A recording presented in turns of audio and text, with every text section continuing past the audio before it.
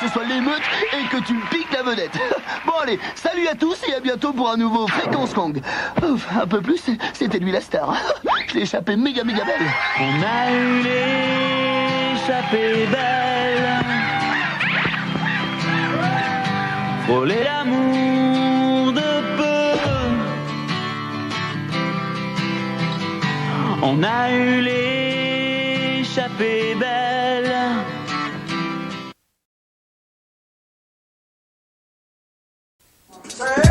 Hey, Foxy Lady, today's your birthday. Keep being Foxy, keep the wrinkles at bay. Foxy Lady! Foxy Lady! Foxy Lady! What a lady! Foxy Lady! Foxy Lady! Foxy Lady!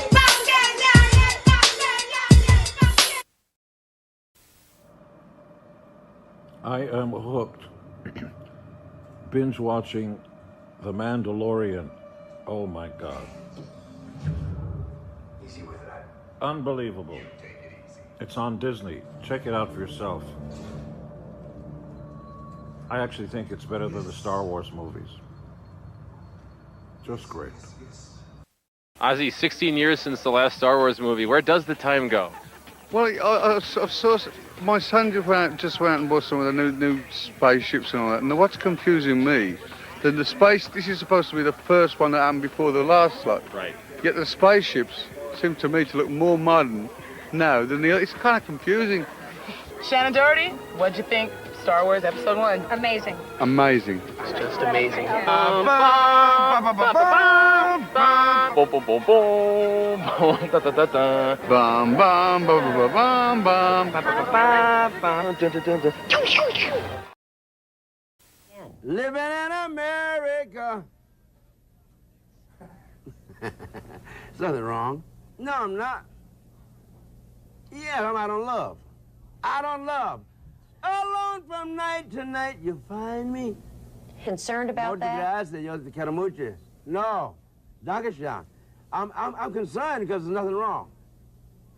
And what are you going to say to your fans when they ask you some... I'm going to say I feel good. Papa's got a brand new bag. It's a man's world. What you're going to be Hello, doing Ted. on this tour? Jam. Source, there you are. And we'll be doing a lot of good things, and hopefully we'll get Brother Ted Turner on the cover. Ted, where you at? Hasta luego.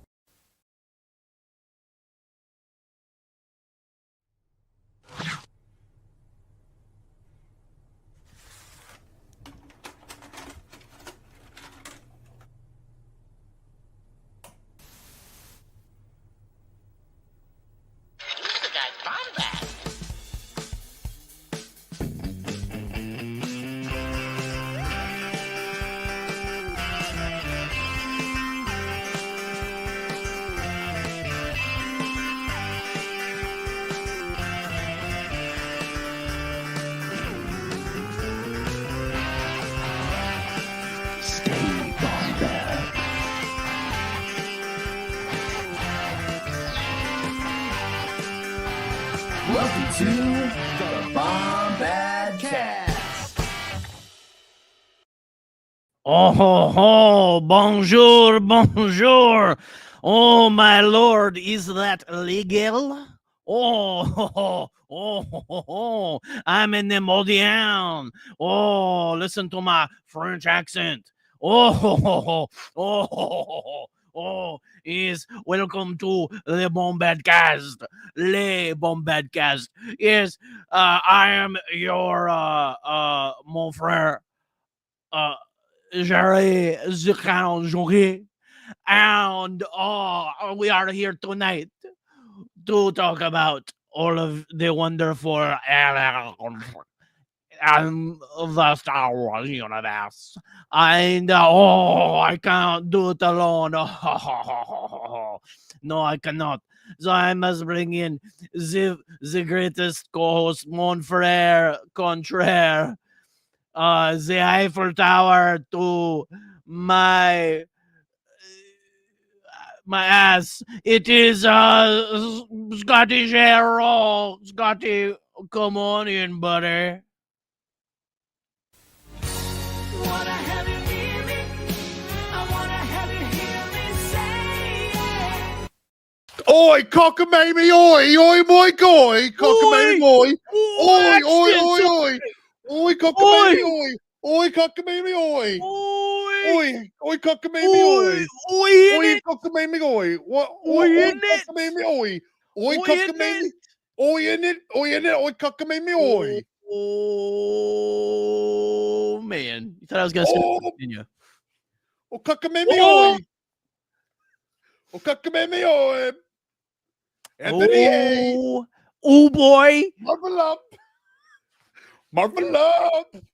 We are here, gonna rock those Marfalumps. Oh yeah, baby, here we are. Welcome to the Bombadcast. Boy, we got a topic tonight. Oh, it is the most topical topic in all of topics. What can and can't we say? Isn't that right, Mr. Jimmy Kimmel? Whoa! What should we say? Wow, wacky! What should we Is say? the FCC gonna shut me down for doing a French accent? Whoa! I don't know, because they're shutting everybody down these days. I don't know. You say one thing, you say one little thing. You say that Donald Trump likes Kentucky Fried Chicken a little too much, and they're coming for you. Oh, woo! You know what?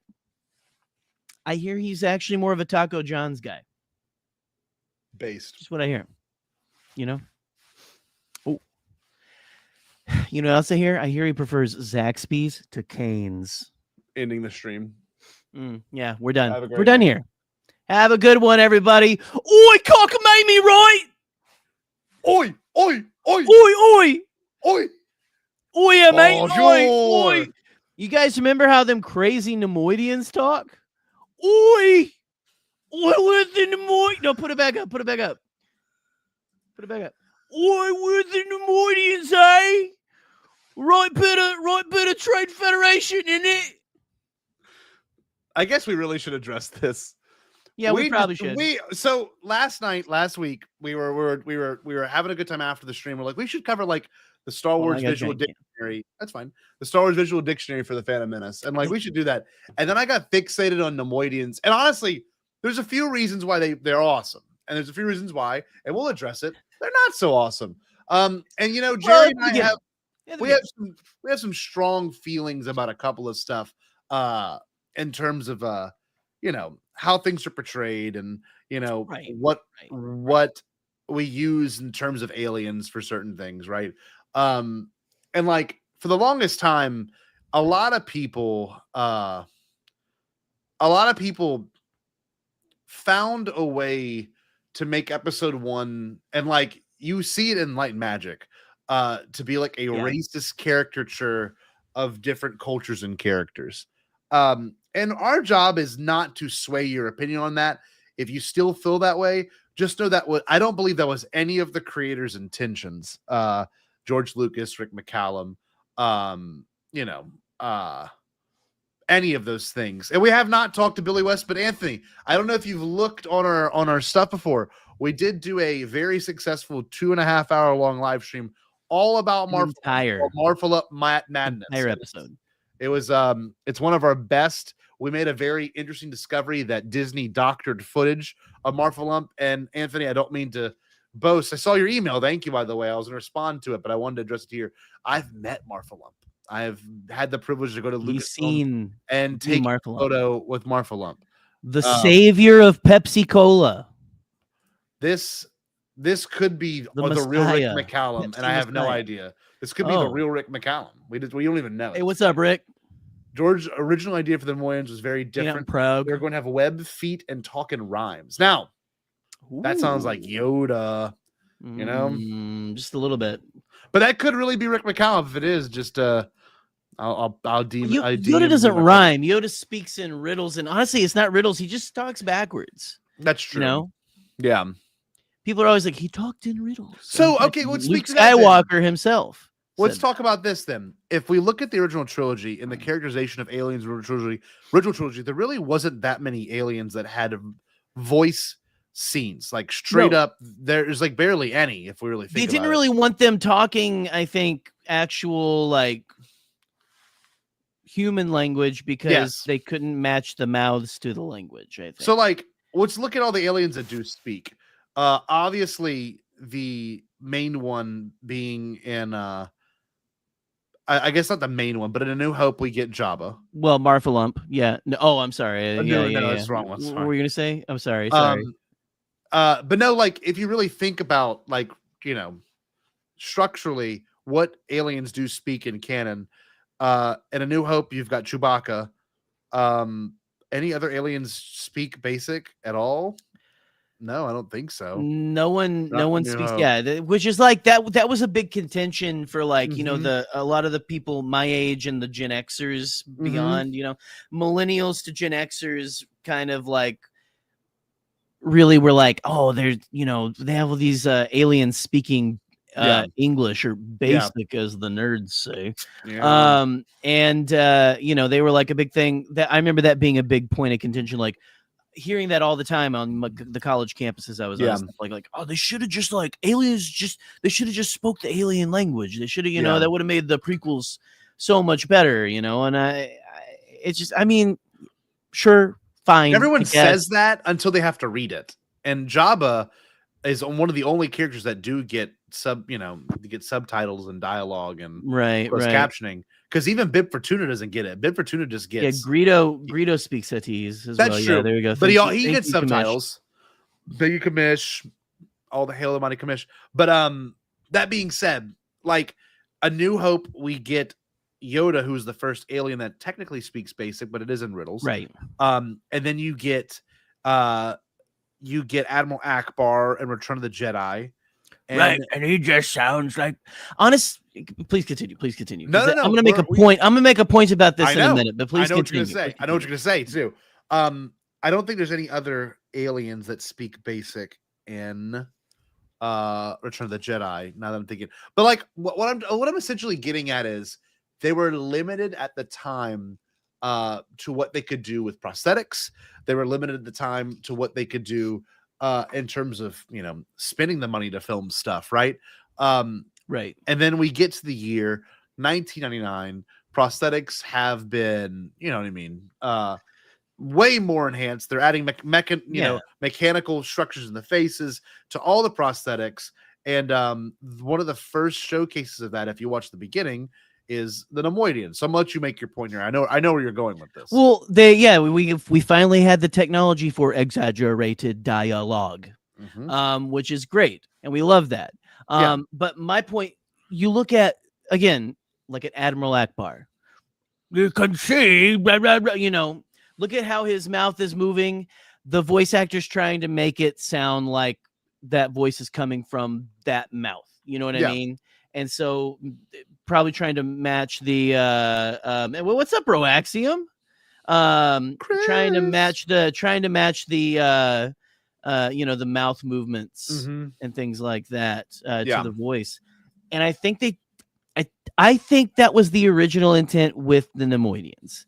Yeah. And again, I'll fully admit I'm a cishet white man who, you can miss a lot of different problems and things when you're of the demographic that we are in, for sure. Yeah. And I'm not saying it's not there, but I don't think that the original, and again, I've not talked to the voice actors and everything like that. I don't think the intention was to do a full-on Japanese accent. No. Like people are saying they're doing.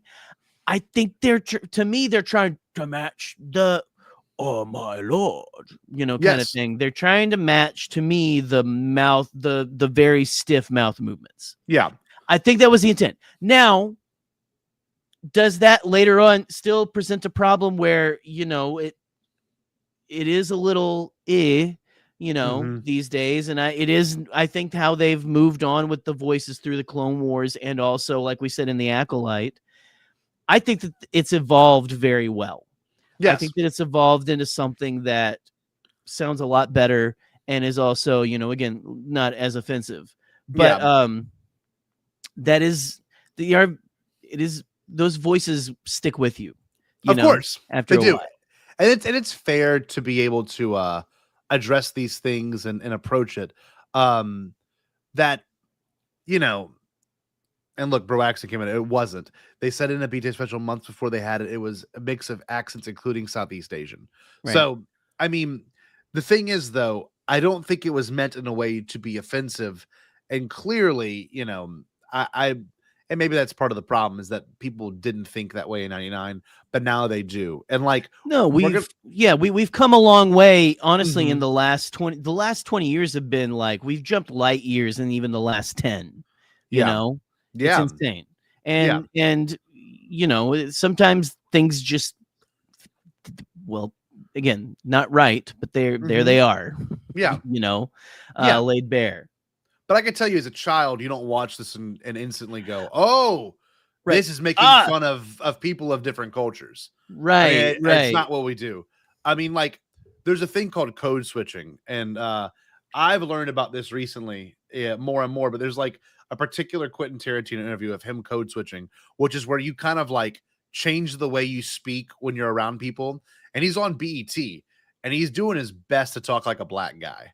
And it's the worst thing ever. And like, I mean, it's not like they're doing that in this. And it's not like when we discuss this, you know what I mean? We're not, like Eli just said, we're not trying to make a stereotype species, right? It's possible that it could have been in the back of the mind. But, right. Well, and we didn't think about stereotypes in the same way back then. No. Or they didn't. People didn't. Well, I mean, you know what I mean? Like, it just was very nebulous time. We're going to watch a few of the scenes, and I want to talk about why this is iconic. Now, if we're going to talk about this discussion, Neimoidians are Bombad, we have to really think about it, too, from a thematic perspective and, like, what they represent. And we know they represent the greed in the galaxy. We know that. Right. They represent control in the galaxy. And, you know, Peter Townley came on this show, God, that was like 3 years ago, and made the greatest point. It was 3 years ago. He mentioned how the Phantom Menace is essentially if Amazon decided to take over all of Washington State and they bordered the whole entire area and said, you are going not far from this, by the way. No, we're not far from this. This is not even a like ancient tactic. Like this is stiff. This still happens. You know what I mean? The whole idea is like, imagine if a corporation were to take over a city state and then, you know, stop all shipping in and out of it, and what that would look like. And we're gonna watch the not the opening of the Phantom Menace, but the second the Neimoidians make contact. And if I'm not mistaken, I'm pretty sure the Neimoidians get they get like the second line. They do get the first exchange of dialogue in the whole entire saga. So let's watch this real quick. We'll talk about it, and we may get flagged. I'm not sure. We're gonna listen. We get flagged every episode. Our blockade is perfectly legal, and we'd be happy to receive the ambassadors. Obviously, I like them. Ruthless. I like how scared they are. They know the plan. They don't have it all fleshed out, which I also kind of like. You know, this feels very Han Solo. But the one thing I will say is the design of the Neimoidians is so inherently Star Wars. They kind of look like oh hell, I can't think of the other alien's name. What's Cobb Vanth? They look. Cobb Vanth is a human. But, sorry, I'm gonna say Ken name. A Duros, right? Yes. They look like there's like I remember there's a book or like so maybe it's a throwaway line in one of the visual dictionaries or something. Yeah. Or it's like in like one of the novels. The Duros get upset with being, and it's honestly. It's like they get mistaken for Neimoidians, and they don't like that because and honestly that kind of gets into some weird territory when you're talking about like you know, mistaking certain races for other races. Yeah, sure, like that. Yeah. But yeah, they look a lot like that. And those aliens all look like just like the typical. And listen, I'm gonna get we're about to start October. You know, I like to get spooky and stuff like that. And I like my occult. I like my occult. I like my gray aliens. I like the UAPs. Yes. And they are very reminiscent of just the freaky little fuckers that take people out of their bedrooms at night. They are. So, they're allegedly scary. Right. I also do like this, and this is so important. Woodsy just did all the work for me. So for those that don't know, the Geonosian designs were not utilized until Attack of the Clones, but all the concept art of Newt Gunray, Rune Hako, and who's the scared, nervous one? Who's the one at the beginning? I forget his name. Oh man, what is his name? Hold on, I have it right here. On Dolte Dufani or something. Dolte. Hold on, what is it? Rune Hako. Hold on, I got the book right here in front of me. It is Dolte Dufani. Yes, that's it. You got it. You nailed it. It's some weird ass name. No, I know. No, I know. There's a reason why I'm pretty good at trivia. So a little bit, one of the best. That being said, though, you see this character, and yes, they are very reminiscent of like 1950s looking, aliens, and like and like the whole thing of the Phantom Menace. If you watch the scene where they warp to Padme, like that little wave effect, I mean, that's literally straight from Buck Rogers. Like that is straight up ripped. They're like, how do we replicate this effect? And like the whole plot of this, the whole point of this movie is a reintroduction to the politics of Star Wars. And I love the idea that these people are behind. They're the shadow. They are the Phantom. They're not necessarily the menace, but they're like the puppet being played by Palpatine. And like, what's better to control someone than with more greed, right? But once people get greedy, they get more greedy. And I've just finished watching Breaking Bad, and that's kind of the whole point. When a character has that first taste of money and greed, they want all the money and greed. So they align themselves with shitty people, and then they do shitty things. And like, I love this. Our blockade is perfectly legal, as you know. Our blockade is like, it's like sure, it is legal. Is it right? However, right. There's a lot of this going on around these parts these days. Yes, and that's the thing. And they just represent so much more than these guys talk funny, therefore they're racist. And like, I get it. That's your opinion. But if we can take a second to reflect and look at them from different perspectives, watch everything they represent. And we know George's whole thing is that, empathy is the most important thing in the world. And like, greed is how you lose, empathy, when you get greedy, when you desire things. And these characters are the foil for that, right? They fall, they I don't know. Well, let's just watch this scene. I want to finish watching this scene. I love this scene. Okay. Probably one of the more interesting Star Wars openings. Just absolutely 100%. It's up there. It just starts. And like, I couldn't imagine in 99 and like feeling this, because when I saw it in theaters, 9 times last year, it was like, I felt like it was just grabbing me every time. I'm like, this movie is so like, the beginning is so strong. And we'll be happy to receive the ambassadors. What? What did you say? The ambassadors are Jedi Knights, I believe. I knew it. They're here to force a settlement. Distract them. I will contact Lord Sidious. Are you brain dead? I'm not going in there with 2 Jedi.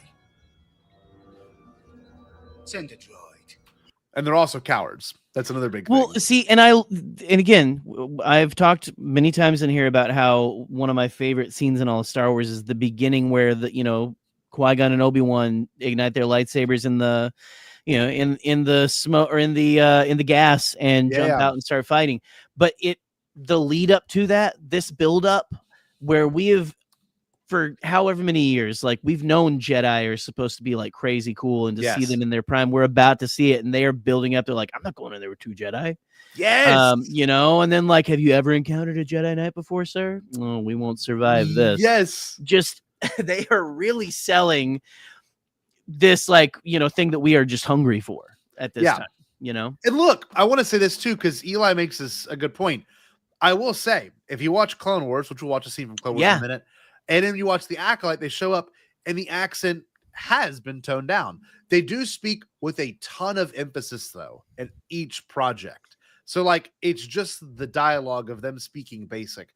And I think that's part of the problem too, is I've been to Japan. I've literally talked to people that speak Japanese, and it's a little bit like German, where there is a little bit more of a harsh delivery on different words, and that's okay, right? That's kind of how.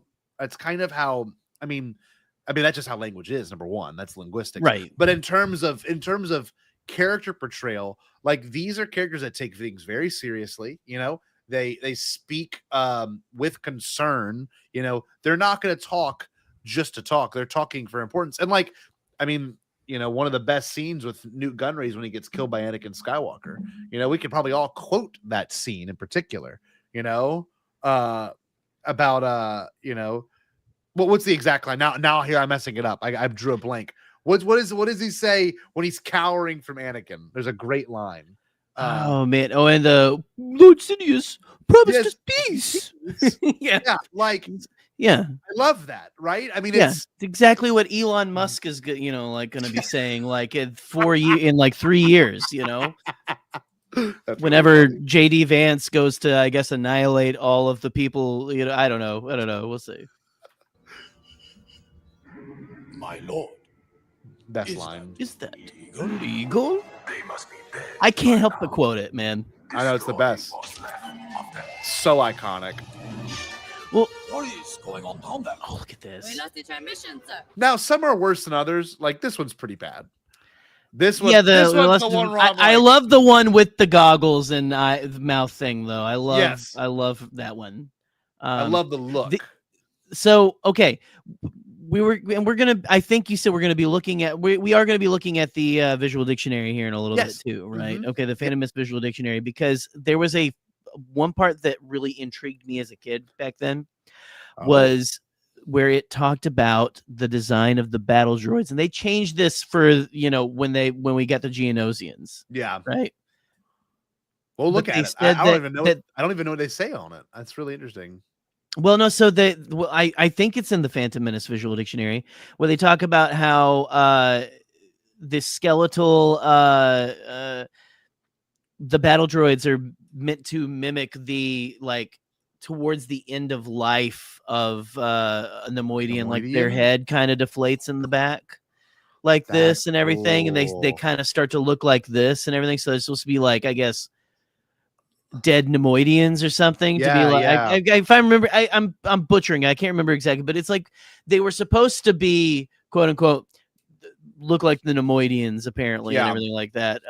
But then of course we get the Geonosians, and they look a lot more like battle droids. They're like, that's why they look like that. That makes sense. Kind of that's great. I did not realize that. No, I will speak to the chat too. Like, some of these lines are just so unbelievably quotable. Like my ex would, and I would always do, my lord, is that legal? And it's so great. That's the best one. I will make it legal. I make it legal. I love watching his eye twitch here. I don't know if it was a mistake, but like, watch. My lord, is that legal? Oh, I thought I saw a twitch. Yeah. Was there a little bit of a twitch? Oh, but like, no. seeing the lens, seeing the lens on their eyes blink too. Like, I don't know. It's let's watch this scene. Costuming incredible, headpiece incredible. I mean, they made toys of these guys. Yeah, I had the toys of both of those guys. I had Rune Hako and Newt Gunray. And they were cool. Of course. They were basically like chess pieces. They couldn't fall down. They didn't have independent legs. I love that. Close the blast door. They just look so. This is the weird part. It's the voices matching with the body movements. Like, this really, I don't think we could ever touch how good this looks. I know that sounds silly, but like, there's still something to be said about like 90s shot on film, like not digital, like no CGI touch-ups. Because this is before that era.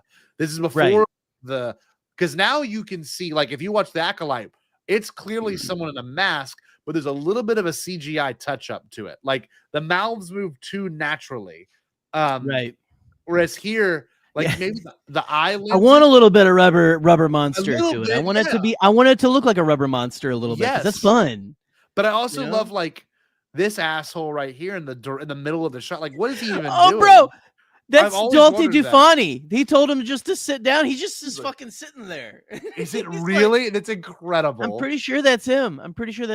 You fussed at his ass. Go sit, bitch. Let's see. Oh, it probably is. Yeah, look, hold on. Slime in my sight again. But I also love how they gave each Neimoidian their own facial characteristics so you can differentiate them. And like the eyes look really cool. And no, I mean, Y'all, I'm gonna say it. I really love these characters. That's why we wanted to do the episode. And they're just very interesting and cool, and I don't know. This is a good point, Woodsy. Digital cameras are too realistic. It leaves nothing to the imagination. That's very true. They are still coming through. This is impossible. Great line. Where are those droid cars? There's no much for droid cars. Sir, they've gone up the ventilation shaft. Jerry's favorite. And like you can look in the frame by frame, like they have a mouth, but for some reason they've got the new Ray-Ban Meta goggles on, and they've got a little thing. They got a little thing to cover their mouth. Like we don't know what purpose any of this serves, but I'm sure the visual dictionary will answer that, which we're going to look at in a little bit. They're playing VR chat at work, is what they're doing. And like the fact that they're primarily a droid based, like I guess Enterprise, battle droids in particular.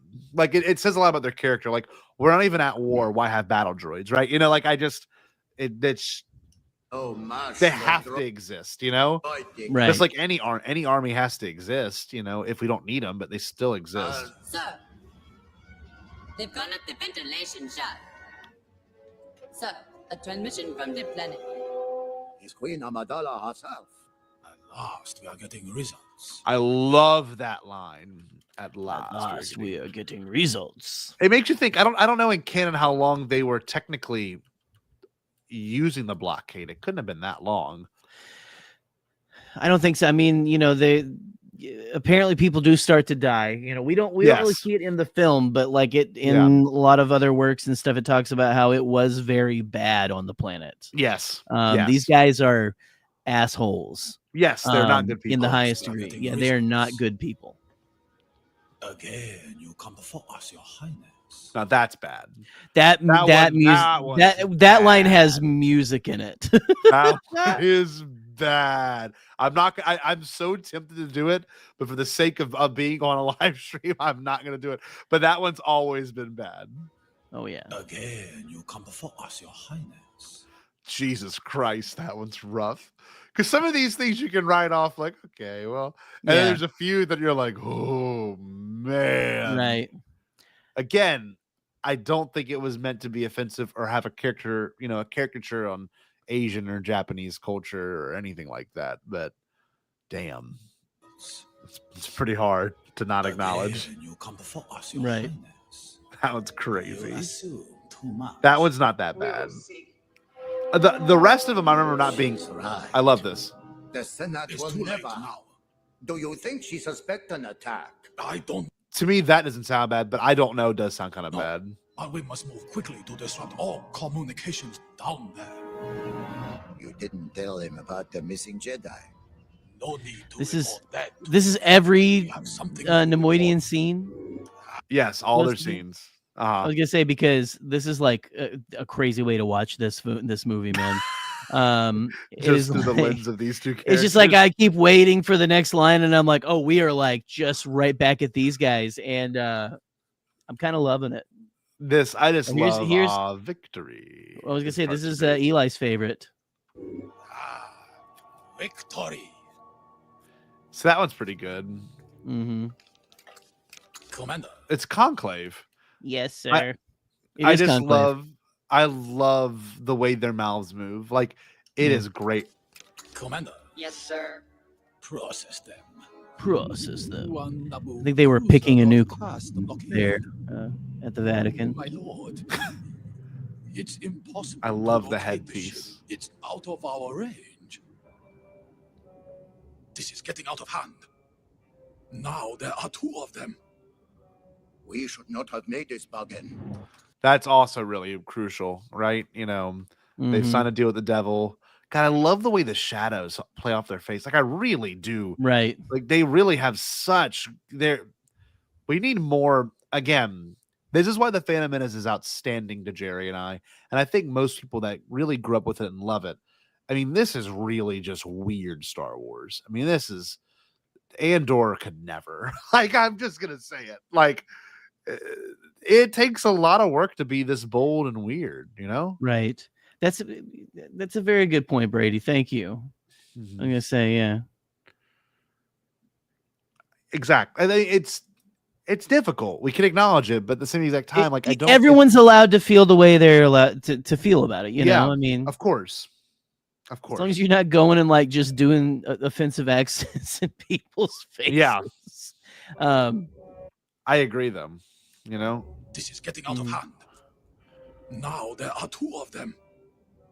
We should not have made this bargain. Tuck him away. I love that one. Such a good one. Away. Activate the droids. Yes, sir. I thought that shot's always been really weird to me. What if you notice? I don't know who says activate the droids. I think it's old boy. I think it's our friend Dalty do funny. It's like they kept They kept one good take of him, and then they reversed it or something. So like, look how weird this is. Watch it play out. Activate the droids. Yes, sir. You saw that? You see how quick he moves his head back very unnaturally? I've always noticed that. Activate the droids. Yes, sir. And then he snaps his head into position. So that I think they froze that take after, and they just kept him watch. Activate the droids. Yes, sir. Oh yeah. It was like a still picture. Like his hands don't move, nothing. I right. love it. See how still it is? Activate the droids. Yep. Yes, sir. I love that they're watching the battle on that same TV that people pretend in a smartphone game. Things that they pretend to be playing on a giant TV. That's what it looks like. They're watching it. Oh my god! This is how all Gen Z people like to watch movies. Is the portrait? Yeah, it's the only way. I do love the not headdress Neimoidians in the back. They look like gray aliens. Interesting. Yeah, I was gonna say, cool. They're over there. They're trying to contact the Nordics. What do we do? This one's a decoy. A decoy. We're losing power. There seems to be a problem with the main reactor. God, this makes me want to watch The Phantom Menace. I love that the audio does not match the mouth. I've always noticed that shit too. Impossible. Right. Nothing can get through our shit, and his mouth's clearly not moving. But nothing can get through our shield. Beautiful. You can kiss your trade franchise goodbye. That's it. That's great. You can kiss your trade franchise goodbye. Neimoidians, Clone Wars. I hope there's clips of it. There's. I know there's certainly the most hated species in the galaxy. Oh Jesus. Wow, that's not. There's some feelings about these guys for sure. Sure, and it's understandable. I mean, whoa, Rick. What did Rick say? Bang. There is a particular. I'm sure one of y'all in the chat will know the episode, but there's a great episode where the Neimoidians are kind of crucial. Oh, look, here we go. Watch. When Darth Sidious asked me to loan you the Federation fleet, you didn't say you were going to war. Bane, you have already lost 4 of my ships. I hope you can pay for all of this. See already the accent that was so offensive, and it's way more toned down. It's way toned down. Yeah. Yeah. The Jedi holocron and the memory crystal I was after. You know who has a great accent? Cad fucking Bane. Oh my god, does he? I have a holocron. Sounds like the Jedi want it back. Jedi are overwhelming our vulture droids. Should we send out reinforcements? No. What are you doing? Did you say no? Roger. Jedi will board the ship and get the holocron back. Transmit the information and close the deal immediately. I can't. Only a Jedi can access the device. Fortunately, there are 2 Jedi on their way to help me. 1 more than we need for our purposes. You'd better live through this. So, a Duros and a Neimoidian back to back. I mean, they clearly look different. The lips are different. The way. Hold on, sorry, it's taking this. Well, the way the head is shaped as well. Yes. The Duros have more of a tall head. Uh-huh. You know? Yeah. They're very different. I want my money, Bane. You can count on it. Wipe all the frigate's memory banks and destroy every record of our mission. Initiate the self-destruct sequence. I think that's the only other scene with Gunray. There's one. Isn't it Bombad Jedi? I'm not mistaken. Hold on. He's that's one that has Gunray in it. Then there's like I think from there they catch Gunray, and then they're like in the next episode they are like they're like interrogating him like hardcore. You know, you remember that? Yeah. No, I do. Okay, I can't seem to. You a real fan, huh? Yeah. Yeah, I'm not anymore. I gave up on that. Yeah, shit. not so much. We couldn't give two shits about this stuff. I'm only real fans of AI Star Wars now, so that's kind of my thing. You know, they did it better than Disney did. Yeah, dog, 100%. Man, I wanted to stick my head into a lawnmower blade that was running when someone first showed me those stormtroopers. Oh, have you seen that stormtrooper AI video? I had someone show it to me. Star Wars, look at this, and I was like, "This, I just want to throw I'm gonna throw myself into a wood chipper. I just want to paint a wall with myself. I just want to be splattered. This is from the Acolyte. So they only make one episode. You know, I'm gonna be honest with you. When they showed a teaser of Neimoidians, the Acolyte, I was convinced this is the Darth Plagueis backstory. We're getting the Neimoidians are gonna be a huge part of this show, and they really weren't. But I mean, they're important in the sense of they've always pulled the strings. You know what I mean? Right. They're there, and I mean, we might have gotten them back. Again, hopefully, I don't know, man. Maybe 10 years from now, after the Second Civil War and the Third World War, and you know, the wokes run Disney finally. They're letting us write Star We could Wars. finally get a second season of Acolyte, which would be fantastic. I want another season, man. I do too. It was so good. It was I do so too. good. Anyway, let's watch guys. this scene. Star Wars Hub. Shout out to them. Shield generator repairs. Train feds never use the shield. What is taking so long? Activate the shield immediately. The mechanics are on it, Captain. See, I love the way they talk in this show. They completely got rid of anything that could have been seen as maybe even racist, and they just went for more emphasis. They kept the emphasis. They kept the rhythm of how they speak. Yep, and it works. It really works. I feel it really does. I also like their hats look more like privateer-y. Yes, it looks very piratey. Well, I love privateer-y. Yeah, I love the female one too with hers that kind of almost mimics like 1960s, like hair that's been in curlers. You know what I mean? The mechanics are on it, Captain. Speaking with their hands, kinda. Their grease rubbers are disposable. Our cargo is not. We can hear you. Also, I love it. Their mouths don't move. Their lips don't move like the Phantom Menace at all. But they also don't move like too realistically. They have teeth too. They you see teeth a lot. They have some crazy teeth. Mm-hmm. I kind of love that exchange. Jedi.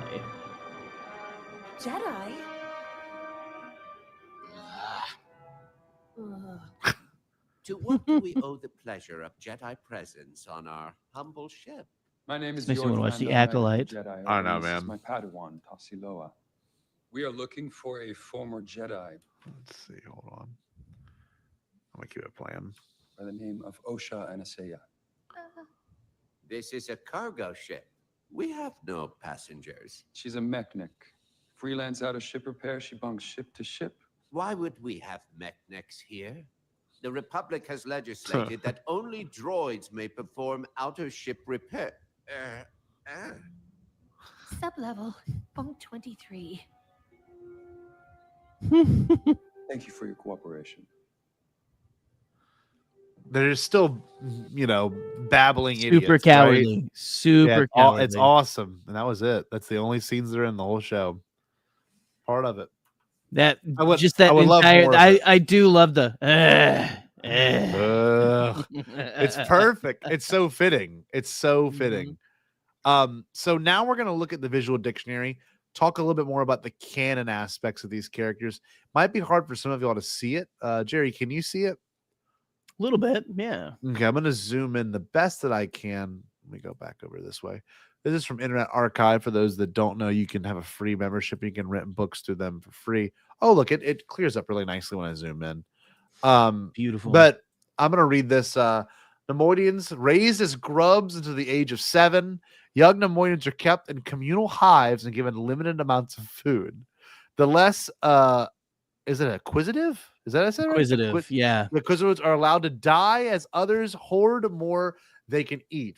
This practice makes Neimoidians greedy and fearful of death. So, like, from their core, they're raised this way. As adults, Neimoidians are known for their exceptional organization abilities, driven by their intense desire for possessions. They have built the largest corporation in the galaxy, led by the Neimoidians. The Trade Federation is a labyrinthian organization of bureaucrats and trade officials from many worlds that has insinuated itself throughout the galaxy. I could not have read that as a kid. I would have had to have grabbed my mom. And my mom I would have like, understood the raised as grubs part. Right? Yes, exactly. I had a hard Which time also, like, as a 30-year-old. Like, are they bugs? I guess so. They must be bug-like. But like, I don't know. I love that they're collecting. That's like something they do. I like that's in the canon. You know, right? That's pretty awesome. And organizing skills. Like what a weird thing to mention. So they're kind of like bees, I guess. You know. They're they work. They function and work, and the only way they live is if they, bring something to the table. Yeah, look at this, man. The financial officer. You got our boy Lot Dodd right there, man. Lot Dodd. Lot Dodd's great. Look at him. Insincere gesture of innocence. Insanely expensive. Did you do that? Oh, hell. Hold on. Zoomed in. Jedi gear. Oh. It said insanely expensive Tyrian violet cloth. Insanely expensive is a funny line. Oh, that's awesome. Insanity.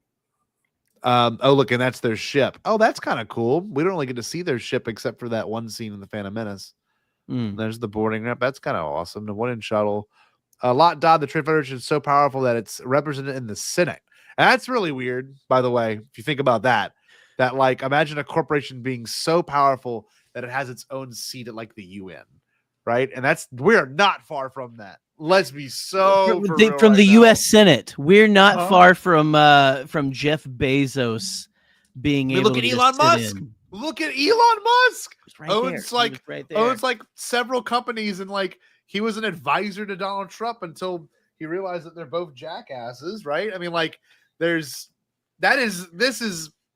is a Neimoidian, right? You know, like there's something to say there. An ominous situation. It's Senator. He does only like robots for sure. Yes. Uses bureaucratic lies and procedural tricks to further Trade Federation aims from his Senate seat. Even Dodd, however, was unable to thwart the new taxes that threatened to cut the Trade Federation's profits. So let's see. I personally find these characters to be interesting, especially this kind of stuff. Very interesting. Darth Sidious summoning chips. Oh yeah, look at that. What a weird title. Interesting. Microscreen. That's so 90s looking. That's very 90s looking. Bizarre. Those look like it's like cyberspace. Ooh. It's like, you remember being a kid, like, and you like got a calculator and you like broke the calculator and you looked at like the circuitry on the inside. You're like, oh man, this is crazy, you know? Whoa, it's tubular. Yeah, exactly. Right. In status-obsessed Neimoidian society, elaborate clothing asserts the wearer's wealth, social position over the jealous Neimoidians. Hats, cloaks, and drapes, as well as colors and fabrics, all have particular symbolic meanings. I love that. And we see that later in Star Wars too, right? Especially with like TLJ, you know, like the fashion, you know, with Canto Bite and stuff like that. That would be a great spot where the Neimoidians could have showed up, you know? Oh, yeah. We need more. We do need more of them in canon in some capacity. I think so too. I like that Newt Gunray Rune Hako has an attorney's cowl. That's exactly, there he is. He's my ex. There he is. Our boy's a lawyer. That's right. Neimoidians are cautious by nature, and the Trade Federation has always been careful to hide its acts of extortion and manipulation, but behind lies and protests of good faith.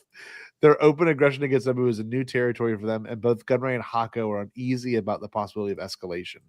I love that. So, like, they're shitty behind the scenes. They're shitty in front of the scenes, but they don't know how to handle it. They don't know how to accept the fact that they're shitty. That's the little... Is that the walker? Oh, no, that's the projection walker. That's the projection walker, but it calls it the Mechno chair, but that's the hologram projector one. Yeah. Oh, okay. I loved that scene, but that was one of my favorite scenes when I was a kid. That was the crawling chair. Yeah, and it's like so weaves. Unnecessary. Yeah, also, there was a Taco Bell toy or something like the of that chair. Like he was like a wind up toy or something. I wanted. Yes, I remember that. Ever got I remember that. Okay, this is great.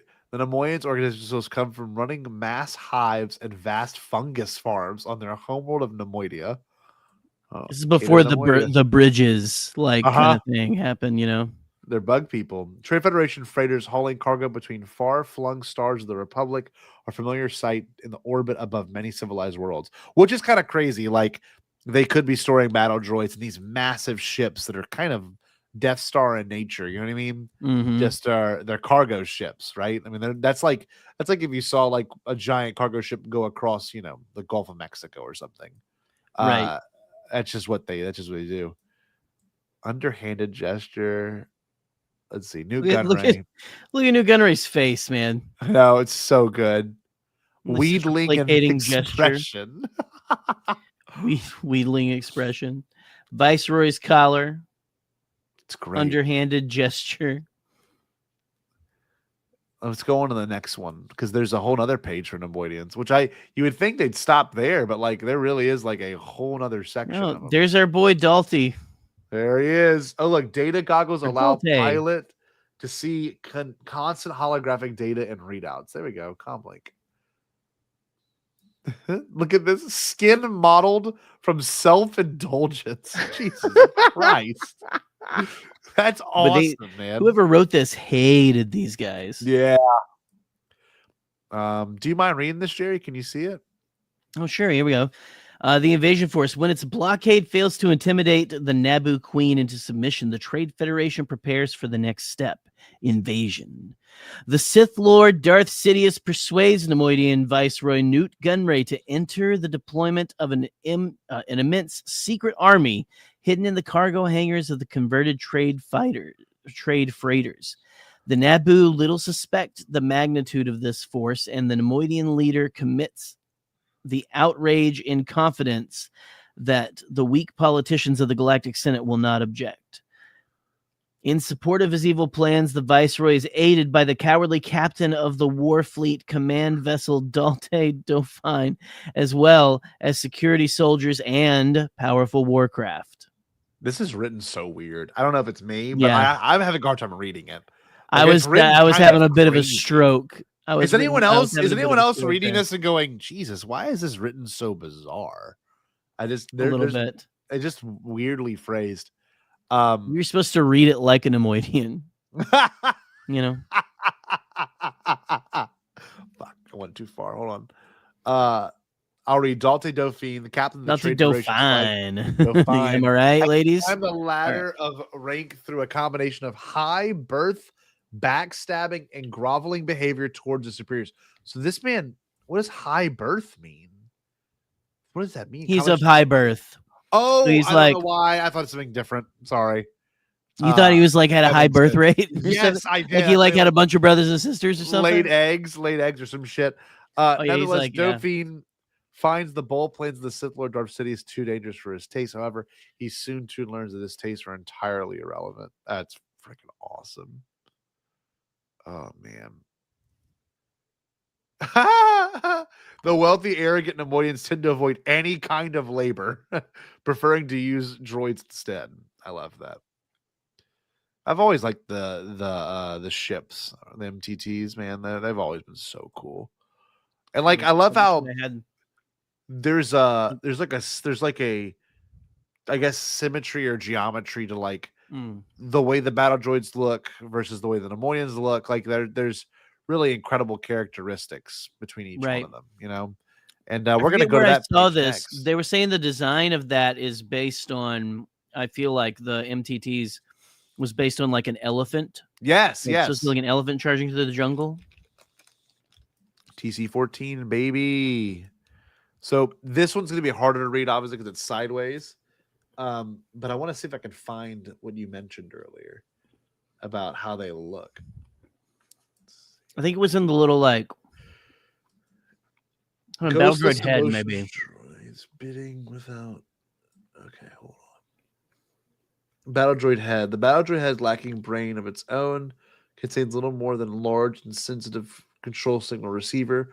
Small processors collect movements and limited sensory data for transmission back to the central control computer, and vocoder enables the droid to talk. Let's see. Never mind. Maybe it's up by the. Is it one of the things pointing to the head up here? I don't think so. I don't think so. No, Maybe this is all. It's on the big text. I just read the big text over here. Might be more down here. Let me zoom in. Hold on. Not Droid Blaster. Here we go. Right here, Jerry. Battle droids at the very bottom. Battle droids are designed to resemble skeletal Neimoidian bodies in order to look threatening. When left unburied and unburned, Neimoidian brain mantles wither to dried sacks behind the top of their skull, and their noseless faces stretch and warp to a characteristic shape. I can't remember. To a characteristic shape. This vile image of death defines the droid's features. That's awesome. So it's kind of like how stormtroopers are meant to represent skulls. They're meant to represent the Neimoidians. That's awesome. That's really Neimoidian. cool. Yeah, Neimoidian skeletons. That's badass. I never knew that. That's not. I don't know if it's still technically. I don't know if that's canon. still true. No, I don't think it's still canon. Because then they're. I don't even know if it's canon that they are supposed to look like Geonosians. You know. Yeah, you're right. At this point, definitely not. But like you can see though, definitely East India Trading Company vibes for sure. Yes. But like the eyes being like slit eyes that also like mimic the Neimoidians' eyes, like it's all kind of there. You know what I mean? Like that part, and like you even look at our boy Dalte Dauphine, and you can kind of see the battle droid like in his face. You know what I mean? Like, right. You can see like if you were to take the eyes and just bend them this way. That's what they would end up looking like, you know? Absolutely. Yeah. I mean, I love this. This is such a cool character study. There's one other thing, too, that is not mentioned anywhere else, but obviously, Jerry and I did an episode last year about the cut content of the Phantom Menace and everything dealing with it. And there's one really big one in this from this book. It's, I'm sorry. I don't think it's right here. I think I need to go all the way to the back of the book. But there's one cut content that was going to be used, and it was essentially, remember the canary in the coal mine thing? Oh, that was up at the front just then. Oh, I missed it? Hold on. Wasn't it? Hold on. Let's go over here. Go back to the very front and then flip there. Oh, you're right there. There it is, the Neimoidian birdcage. I wasn't looking up there. So, like, there was supposed to be, like, and it was shot. Like, you can clearly see it was shot, where they had, like, I forget what kind of bird this would be, some sort of parakeet, but like they decorated. It's a pilot bird. That's all right. Yeah, you're right. It's a pilot bird. But like, I love that they had a fuel generator. They had everything built in, and like the whole point was the bird was going to die, and that's what's going to indicate that was poison flowing into the room. So like, you know, they obviously value creatures as well, but we just don't see that. That would have probably taken me out because that just looks like a parakeet, like that. They just had straight up like just a parakeet with more feathers on top. Yes, unless it made a really it's like the fucking iguana in Empire Strikes Back, you know? Yeah. Yes, literally, it's very similar in that way. I don't think there's much more mentions of Neimoidians in the rest of this book. I can click through it, but I don't think there is, aside from Darth Sidious. So. We get much. And we haven't got much since, you know, obviously Attack of the Clones, Revenge of the Sith. They're the only through line villains, you know, because Maul changes, Sidious stays the same, but like there's some parts that kind of do just shift drastically, and the Neimoidians are pretty consistent. Oh, there they are. Watch out. Not going to say anything. Oh, my boy. Oh, These are wild. Some of these are like not even fully rendered graphics, and I love that. Like, what the hell is pod race balloons? We see that in like the deleted scenes, but like, look how crazy bad that looks. Yeah. That looks terrible, right? And then like they didn't have the asset for like Bull's Roar, so I guess they used the N64 version. Like, what is this? Yeah. Look like at that's wild, right? Is that the N64 version? I can't Look tell at some of these. A lot of these guys are. A Oop. lot of these guys down there are like concept art. You know. Yeah. Let me see if I can go back to that. My security there it is. officer. Look at Boss Nass high res. We love us some Boss Nass. Okay, it should be this page. I just need to move it around. Boss Nass used to be in our outro. That's right. God, that was back we in used the to day. have an outro. We used to have an outro, and now we have a better outro. Yes, we have a superior outro. Yeah, look at this. Oh, it's the next page. Yeah, look, here we go. God, yeah, the seal. These are all maquettes. Maybe that's what I'm thinking of. Not necessarily the models, but like my favorite Ebby Endicott. That was my veto for it. But like Doug Vito. They're all naked. Well, you know, Elon Mack and Neva Key, I was gonna say they are just straight up nude. Yeah, those guys look like drawings to me. Oh yeah, I can see that. Arc Bumpy Ruse. Yeah, looks like a drawing. Good old Bumpy. You know, my friends call me Bumpy, son. Like Mars Guo. Bull's Roar does not look like a person. Does not look like. Looks like that looks like a Pokemon. Yeah, you know, very bizarre. Like straight up. We oh look, they got a Nintendo. They got a Nintendo Wii U right there. Well, look at that. That wild. Yeah, look at that iPad with I need an iPad holder like that for like my 60-year-old parents. Like grip bars. Oh crap handles. Oh crap handles. Oh man, I could talk about this movie for the rest of my life. It's just the perfect movie. Uh-oh, there he is. There's our boy. Look how this is a crazy look. It's like I want my next girlfriend to look at me like this. Anytime I do anything, it's disrespectful. I want to show y'all real quick before we wrap this show up. horns for intimidating display. Let me I'm gonna pull myself up as big just to show y'all. Hold on. So I do have two things. I thought about opening them. I think I'm gonna keep them sealed for now. Eric Cotterman got these for me when he went to New Orleans, I believe, but there was a shop that sold them. I may have showed them before. I think I showed them on the microscope episode last week. But like, yeah, I mean, like, I really do miss when figures were like completely random. Like, there was no reason for this. No kid asked for Runako. They made a shit ton of just the side guys, and I miss that shit, man. It looks good. Dude, look how good that looks. Back when capitalism was used for mostly good, right? Yeah. You know, we used hunks of plastic to make side characters you saw for 2 seconds. Yes. 3 minutes total, actually. If you and we liked it. Yeah, and they came with the Comtech chips we've done an episode on a very long time ago. We're running out of things to talk about, people. That's why we're talking about Neimoidians. Yeah. Here's my Newt Gunray. Hopefully they'll drop a Mandalorian Grogu trailer tomorrow. Newt Gunray, am I right? Look at that. Great. Hold on. It focuses. It really is. I love that the ring light gave him like an angelic, aura for a second.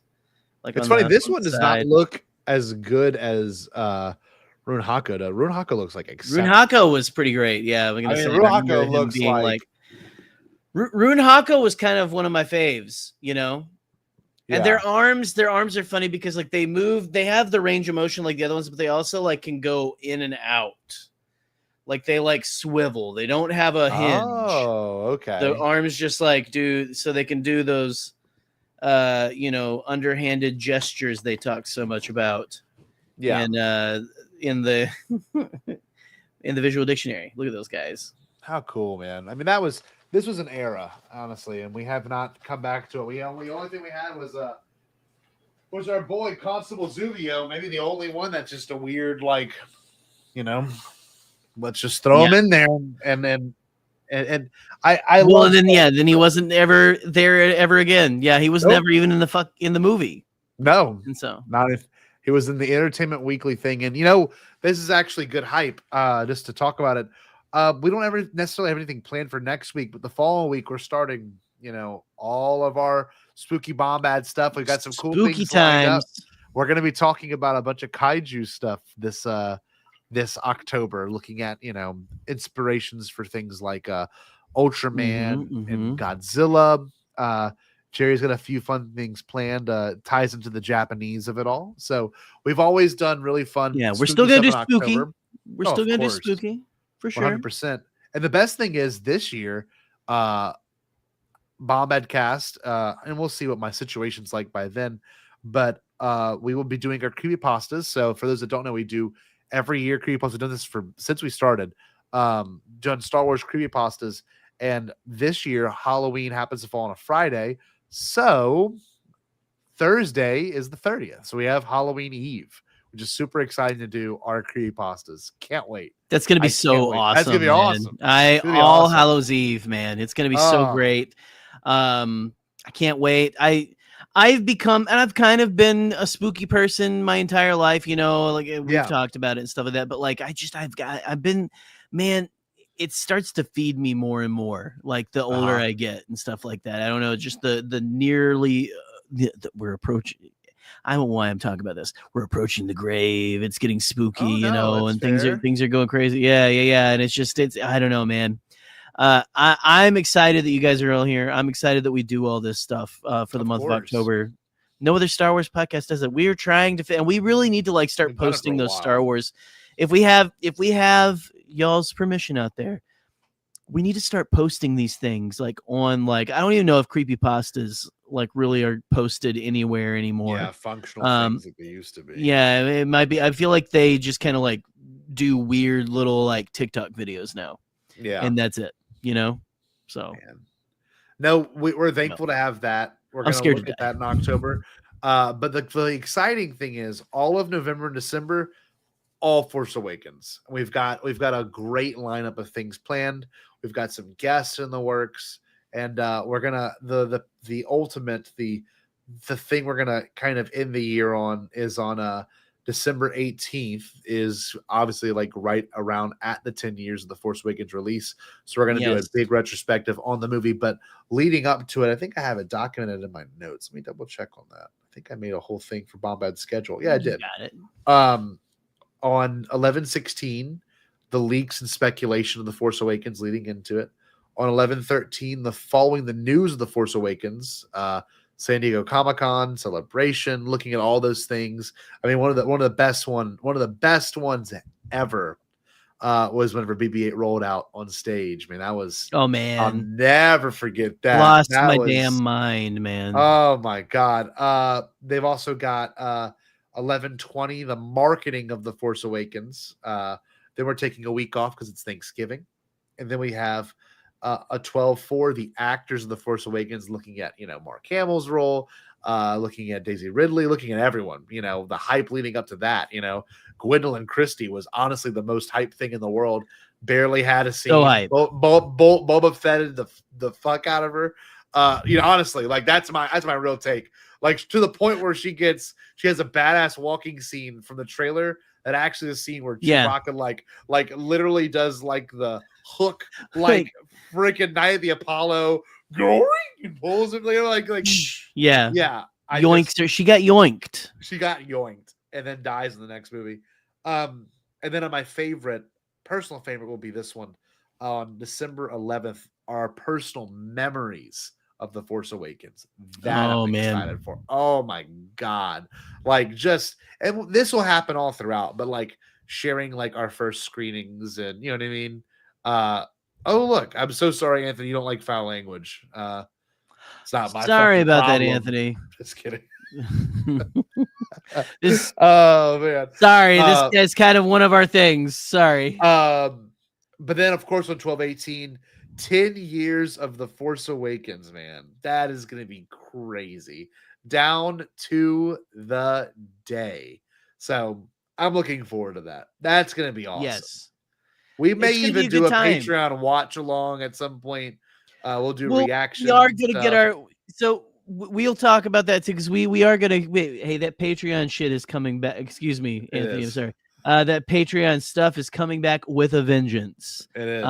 So get Rip Glorton ready. and Dinosaur. Once I'm not DJing every weekend, Rip Glorton. It's and gonna once happen. I'm not going through a divorce, Rip Glorton and Dinosaur. It's all gonna be happening. Rip Glorton, I hear, has gone through 27 divorces. Actually, yeah. What? It's insane. Yeah, in fact, that's what inspired him to write the hit film 27 Dresses. So this is news to me. I'm glad you've got a direct line to Rip. I got rid of that emo. He calls me every night, but like at 2:45 a.m. Of course he does, because my thing is, sweaty. we had that email chain, and he would literally, for some reason, he thought we were the spot to like forward his spam mail to. So we would do forward Bombadcast spam mail. It'd be crazy. They all those, like, it's that with a little reply to it that says delete and stuff. Like, he would actually type out delete, and it's like it's delete. It's not working. It's not gonna work, buddy. You're doing more work, yes, than you could just to delete this stuff. Okay? Yes, like come on, yeah. But no, anyway, look forward Rip's to that. Great. Rip's great. I'm a little sleepy. I'm gonna go lay down. I'm but thank you, everyone. It's been a really good time talking about Neimoidians. It went way better than I thought it would. But thank you so much. I appreciate it, Anthony. I'm glad we made a new friend here in the chat. Star Wars is cool. Marvel is cool. Yes, may he, and hopefully one day he will return. May he return. May he return. Come, Marfalump, come. Come save us. Come, Marfalump, come. Come, Marfalump, come. Fill this land with Marfalump Pepsi. All right. That's all I got. That's all I got. And know what the last thing we're going to do is? Remember, what? Anthony, everyone in the chat, you should stay bombad. Did you say impossible? Pasquale? Only kidding, Chucky. I've changed my tune because I finally thought of a possible dream that we can all share. What is it? Pasquale? It's a dream about a world when nobody is poor or sick or hungry. Oh, now that's a dream we can make come true. I'm gonna make a change for once in my life. It's gonna feel real good, gonna make a difference, gonna make it right. As I point up the collar on my favorite winter coat, this wind is blowing my mind. I see the kids in the street with not enough to eat. Who am I to be blind, pretending not to see their need? A summer's disregard, a broken bottle top, and a one-man soul. They follow each other on the wind, you know, 'cause they got nowhere to go. That's why I want you to know I'm starting with the man in the mirror. I'm asking him to change his ways, and no message could have been any clearer. If you wanna make the world a better place, take a look at yourself and then make a change. I'm starting with the man in the mirror. Oh yeah, I'm asking him to change his ways. come on, change. No message could have been any clearer. If you wanna make the world a better place, take a look at yourself and then make a change. I'm starting with the man in the mirror. Oh yeah, I'm asking him to change his ways. no message could have been any clearer. If you want to make the world a better place, take a look at yourself and then make a change. Time for us to take a break, but we wouldn't dream of being gone for